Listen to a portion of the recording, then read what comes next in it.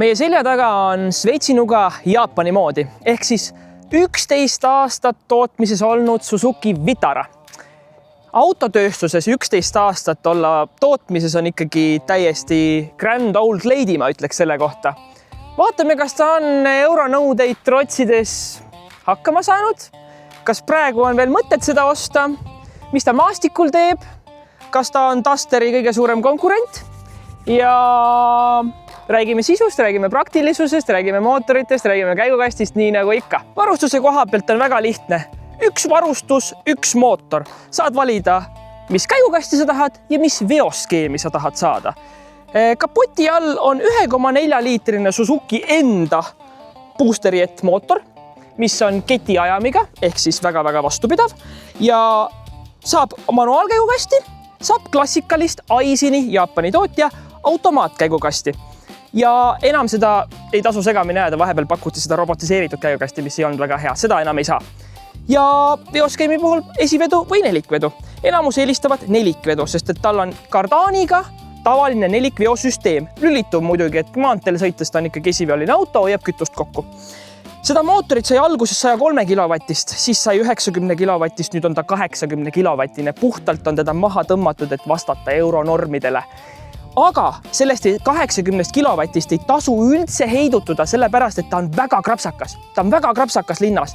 See automaat teab teda väga hästi edasi ja see 80 kilovatti on väga-väga piisav. Ma olin üllatunud, sest et siin on mudeks ka, ta on kerghübriid. Siin on 48 voldine startergeneraator, mis annab ligi 10 kilovatti autole juurde ja selle ta annab juurde täpselt selle sõidu alustades, mööda sõitu tehes, mis iganes siukseid asju. Nii et selles mõttes on ülimalt hea mootor. Tagaosa ja külgede disain on samamoodi peaaegu jäänud samaks. Tuled on natuke tumedamad, LED-ribad, küljejoon on selline sirgjoonele, lingid on ühe tasandi peal, parkimisandurid taga, siin on juhtmevaba või nii-öelda võtmevaba sisenemine, autot saab lukku ja kinni panna siit. Ja pagasiruum on niimoodi, et topeltpõhjaga, hästi mõnus, see kate läheb ilusti siia alla, mahub ära. Neid ääre, neid labasi saab ära võtta, saad midagi pikka siia alla panna. Istmed käivad kenasti alla, läheb peaaegu siledaks põrand ja väga praktiline. Tagaistujatega on olukord väga lihtne. Käetoe luksust ei ole, vendijava luksust ega USB-aukude luksust pole, aga siia uksepolstri sisse mahub suur veepudel. Elektriaknad on taga, pearuumi on, jalaruumi on, isegi üks ajalehe tasku on siin. Turvavöö tuleb keskmisele istmele siit ülevalt lae seest, selle saab ilusti siia tagasi panna, see on väga niukene. Ja lahendus, et ta siin peidus on ja ega suurt midagi siin rohkem pole. Esiistmetel lihtsus jätkub. Meil on manuaalne käsipidur, seda pole ammu nähtud.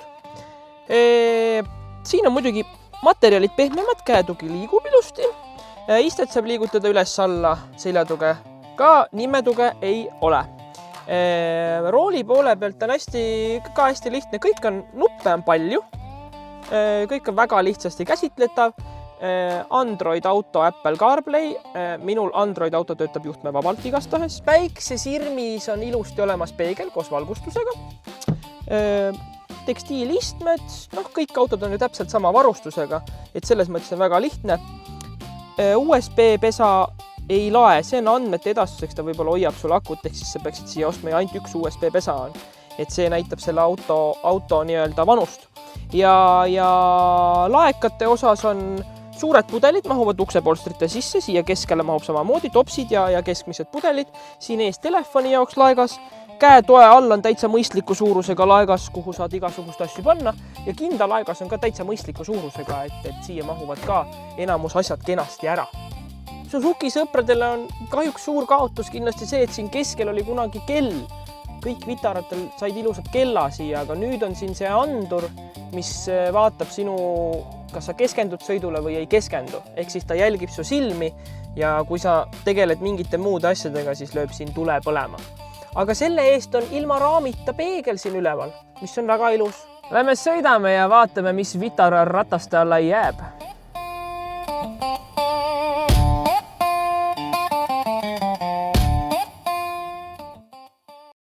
Aga kas ta on mingi Miles hübriid või? Ja 48 volti ja ta ülihästi aitabki seda nagu, ta sellest start-stopist ärkab nii ilusti ellu tänu sellele, et ta seda elektriga lükkab ka teda kohe vaata ja mööda sõidud ja kõik.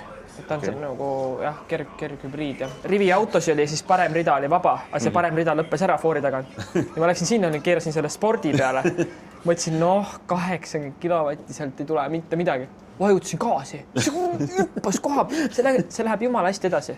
No turbakas selle pärast. Ma ei arvaks elu sees, et see 80, kui ma sain selle, ma kohe mõtlesin, kurat 80 kilovatti, see on siuke kuradi tigu, et vähe pole.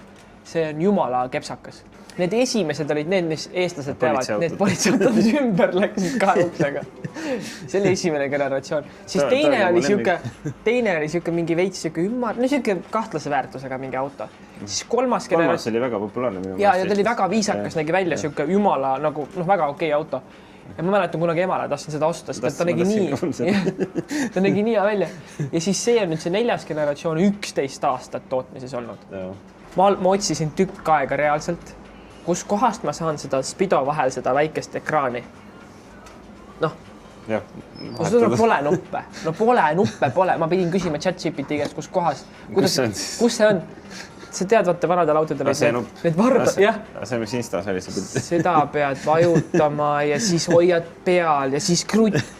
Saad aru, ma ei ole kordagi, ma ühe korra vist võtsin selle kuidagi maha selle piiksu.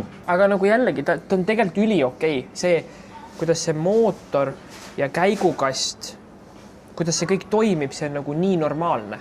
Ta on nagu täpselt see, mida sa ootad autolt. Ta on nii Mis tal on see variaator või? Ei, klassikaline automaat, Aisini 6-käiguline klassikaline automaat.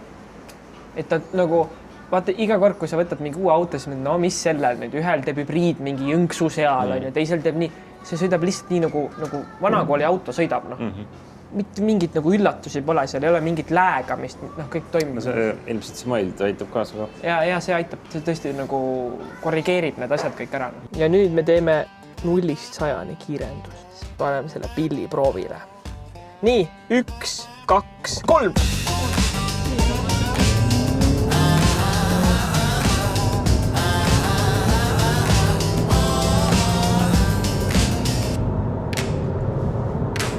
Sada! 12,6. Näitad. Näed.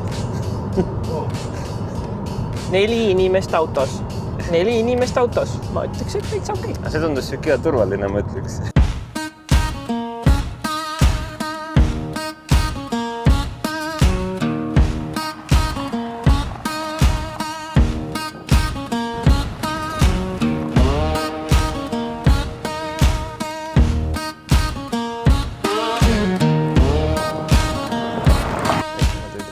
Siin on need seened kuskil või kus nad siin on? Käisime, oota, peame kuidagi paremini alustama. Nii, selleks, et maastikule jõuda, me sõitsime kruusateed pealt palju. Ja kui sa sportrežiimi lülitad auto, siis ta laseb ikka tagumikku päris korralikult liputama, ehk siis ta suunab väga palju jõudu taha, mis oli minu jaoks väga üllatav. Ehk siis ta tõmbab päris hästi külje ette. Nii et meil siia sõit oli päris fun. Kruusateid see auto nagu täiega naudib. Aga nüüd vaatame natukene siin karjääris ringi ja proovime natukene siin liiva peal, pehme, paksu liiva peal sõita. Et kuidas ta nendest kohtadest läbi läheb.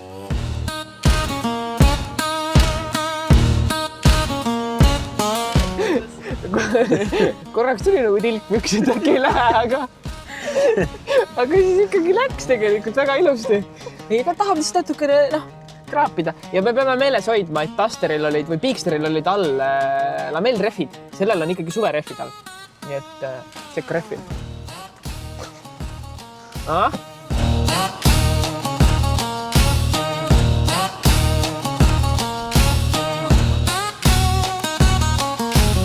Elektroonilise selle tagaveoga oli nagu tunda, et ta nagu pidi hästi palju elektroonika pidi nagu, et seal ei ole praegu, sinna peab suunama.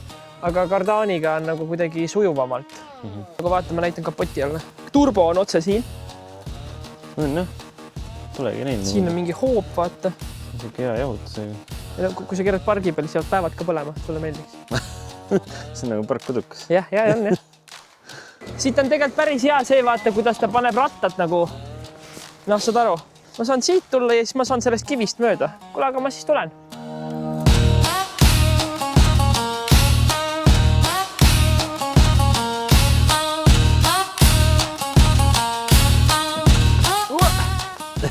Köki-möki, ma ütlen, see mägi on Vitara jaoks on nagu lumme. Teate küll, mida teha. Tahaks ka nüüd sellist autot, siis ma hakkaks ka käima niimoodi sõitma.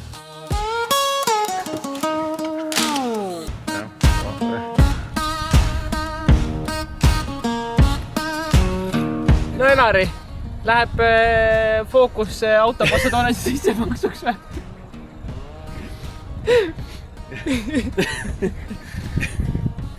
Ma tahtsin öelda, et iga kord, kui me siin käime, siis tekib tunne, et tahaks sükest autot endale. Ehk siis ikkagi fookus autopassatoonesse sisse.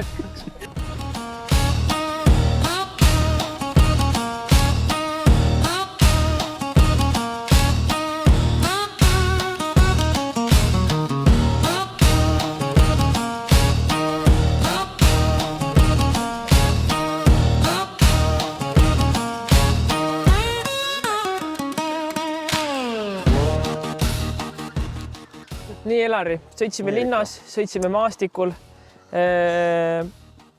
Mis me kokkuvõtteks ütleme? 26 000 maksab see auto. Lähim konkurent on Duster, 28 000 umbes praegu. Ja siis on veel Subaru Crosstrek. No mina isiklikult võrdlekski Subaruga kõige rohkem teda minu meelest. No Subaru... No mõlemad on sellised väga konservatiivsed autod. No vanamoelised, jah, on tõesti, Subarul on ka need vanaaegsed nupud. Duster on väga moodsaks läinud. Duster on moodsaks läinud. Aga Subaruga võrreldes on 2-liitrine mootor on ja Boxer, janusem ja CVT kast. Siin on 4-silindriline tavaline turbokas ja klassikaline automaat. Imestasin, et on nii väike kütusekulu, 4-veoline püüdab igalt poolt üles alla. Mingi 6,5 umbes, jah. Et selles mõttes väga okei. Just sükene, kui sul on ikkagi vaja maal sõita, on vaja, ma ei tea, lehmade juures käia ja metsas käia ja samas linnas käia, teed pesed voolikuga üle ja saad minna ju pulma ja matustele ka, on ju. Et tegelikult on väga okei. Siin on küll mõned asjad on nagu vanad ja siuksed, aga noh. Mina ei ütle, et see nagu halb on, et nagu vanemad on nagu kuidagi värskendav on sõita siukse, siis minu meelest nagu uued autod on nagu liiga keeruliseks läinud, et see on nagu just siuke värskendav, et siuke vana hea, ütleks mina. No vaat ongi kõikides videodes vaatad, kõik virisevad on ja, et oi, nii palju siin puutenuppe ja kõike. Siin on kõik vanaviisi, ma ei saa aru, miks seda ei osteta siis. See aasta on 8 tükki müüdud ainult. Ma seda ei tea. Noh, et miks neid ei osteta siis nii palju? Et hind on praegu okei. Automaatkasti saad manuaali hinnaga. Vaatasime, et mis ta oli, 26, 27? 26, 27, jah. 4-veoline nagu võimekas linnaauto, ja millega saab ka maastikku käia. Ja mahub ju palju sisse, on ju istmed seda alla lasta, kõik siuke värk. Et minu poolt on täiesti roheline tuli. Just see, minule meeldis kõige rohkem see sõit, et ta sõidab nagu üks auto peab sõitma. Sul ei ole mingit niisugused, oi see siin natukene hübriid teeb nii ja naa, mingid imelikke asju pole nagu üldse. Et kõik on nagu nii nagu olema peab. Mootor teeb mootori häält ja sõidab ja käike vahetab normaalselt. Ei ole mingit TSG jama, ei ole mingit CVT jama, klassikaline automaat. 4 silindrit ei ole 4 silindrit, ei kärise, ei mürise sul mitte midagi, on ju. Ja no ma ütlengi ka nendele, kuna see auto on 11 aastat tootmises olnud, et need, kes vaatavad, võib-olla tahavad kasutatud autot osta, nende jaoks ka nagu, et need ikka kestavad, Ja see auto samamoodi kestab tükk maad nüüd ära, Kuigi garantii on 3 aastat on ainult. See on üks väheseid, kellel on jäänud, aga sa saad 5 aastat saad nagu pikendada, on ju. Et meie panime selle auto sinu eest proovile ja nüüd sinul jääb ainult töö minna autopassatoonesse ja see auto endale ära osta. Kui sulle meie tänane video meeldis, siis pane meile pöial, telli meid. Kuna ka nendega sõitsid ja muidu vaata need riigihangetused, et raudteetüübid sõitsid nende autodega ja siis igast kuradi metsamehed ja mingid RMK vennad ja need panid kuradi põdrad ja kõik asjad panid siia autosse. Aga jumal meeleks oleks ju proovida, kui tõstaks ühe. Selle väikse vasika või? Seda tuleb võib-olla ise peale. Tee nüüd pagast lahti, mis sa ootad, kurat! Ma ajan peale nad siit!